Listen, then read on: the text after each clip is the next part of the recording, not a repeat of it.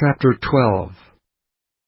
Now about that time Herod the king stretched forth his hands to vex certain of the church.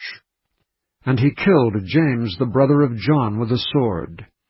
And because he saw it pleased the Jews, he proceeded further to take Peter also. Then were the days of unleavened bread. And when he had apprehended him, he put him in prison, and delivered him to 4 quaternions of soldiers to keep him, intending after Easter to bring him forth to the people. Peter therefore was kept in prison, but prayer was made without ceasing of the church unto God for him. And when Herod would have brought him forth, the same night Peter was sleeping between 2 soldiers, bound with 2 chains, and the keepers before the door kept the prison. And behold, the angel of the Lord came upon him, and a light shined in the prison. And he smote Peter on the side, and raised him up, saying, Arise up quickly. And his chains fell off from his hands. And the angel said unto him, Gird thyself, and bind on thy sandals. And so he did. And he saith unto him, Cast thy garment about thee, and follow me. And he went out and followed him, and wist not that it was true which was done by the angel, but thought he saw a vision. When they were past the first and the second ward, they came unto the iron gate that leadeth unto the city, which opened to them of his own accord. And they went out, and passed on through one street, and forthwith the angel departed from him. And when Peter was come to himself, he said, Now I know of a surety that the Lord hath sent his angel, and hath delivered me out of the hand of Herod, and from all the expectation of the people of the Jews. And when he had considered the thing, he came to the house of Mary, the mother of John, whose surname was Mark, where many were gathered together praying.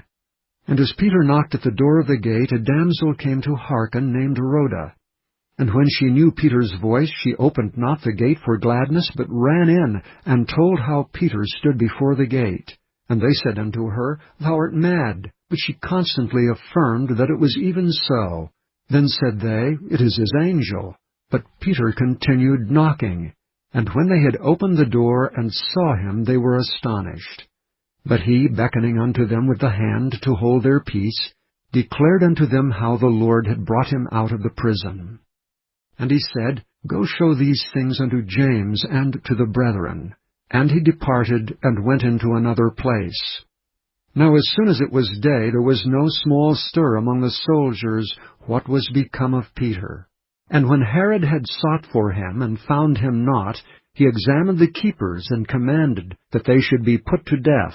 And he went down from Judea to Caesarea, and there abode. And Herod was highly displeased with them of Tyre and Sidon. But they came with one accord to him, and having made Blastus the king's chamberlain their friend, desired peace, because their country was nourished by the king's country. And upon a set day Herod, arrayed in royal apparel, sat upon his throne, and made an oration unto them. And the people gave a shout, saying, It is the voice of a God, and not of a man. And immediately the angel of the Lord smote him, because he gave not God the glory, and he was eaten of worms, and gave up the ghost. But the word of God grew and multiplied. And Barnabas and Saul returned from Jerusalem when they had fulfilled their ministry, and took with them John, whose surname was Mark.